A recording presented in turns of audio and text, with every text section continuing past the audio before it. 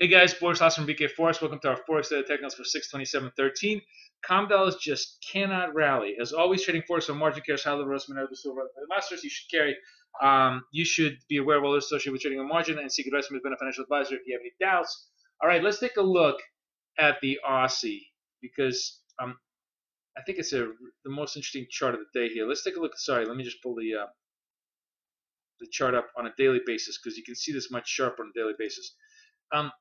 The Aussie tried to rally through 93s and just couldn't hold it. The fact that we couldn't hold the highs on a daily basis does have a negative pull to the price action. Although when you look at it from a longer term perspective, this 91.50 still remains the key risk against which all long positions are taken. As you can see, a 91.50 is still far away from being threatened. On an hourly basis, when you look at the Comm dollars, there's still a modest but nevertheless discernible positive pattern. We're still running higher lows, and until and unless this 92.50 gets taken out, and really, you can even almost argue 92.25 gets taken out to the bottom, the Aussie still has a mild upward bias to it. But the fact that we couldn't hold 93s and couldn't even close on it definitely puts a negative pull. If we break the 92.25s to the downside, that would really invalidate this retrace rally and could push us for a retest all the way down to 91.50s.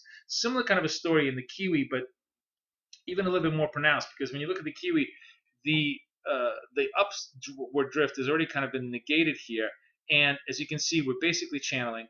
And as the Kiwi starts to come down, the test of the 77 looks much more probable on this side versus the other.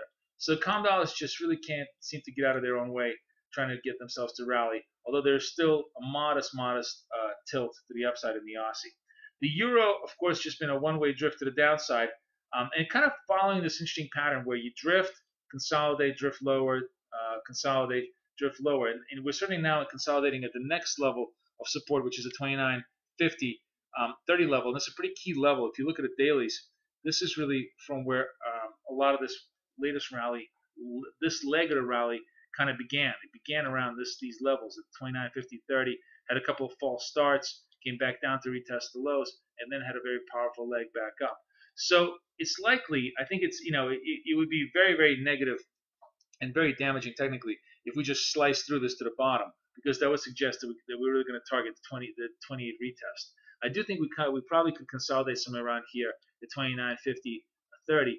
But if we take out the 29.50s to the downside, it opens up the 29.28 corridor as a really strong test of support in the euro. When you're looking at the chart here on a longer term basis, the euro kind of starting to look actually pretty ugly because on a longer term basis, you basically have lower highs and a failed we had a W bottom with a failed breakout. This effectively now has become a failed breakout.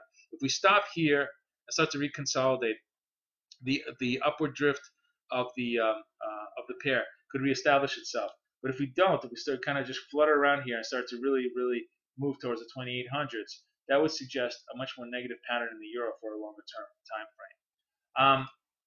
Cable, much quieter today. Cable had some euro pound flows that weakened it earlier in the session, and still pretty much trading really closer to the lows of the day, 53.22. Looks like we this whole 53-54 corridor, we held it for a couple of days.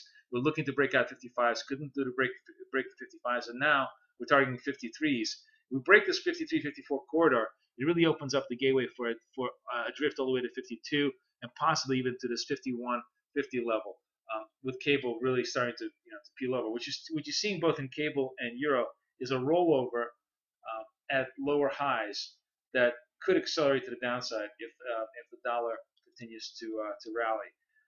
Last but not least, dollar yen. Dollar yen was an interesting trade today because this 97. Actually, let's take a look at this on the hourly charts because you can see this much better. This 97 is an impressively strong support. So this was the breakout off of strong. This is basically Bernanke breakout, right? We hold the highs. We get stalled above 98s, 98.50s. We really can't make 99s.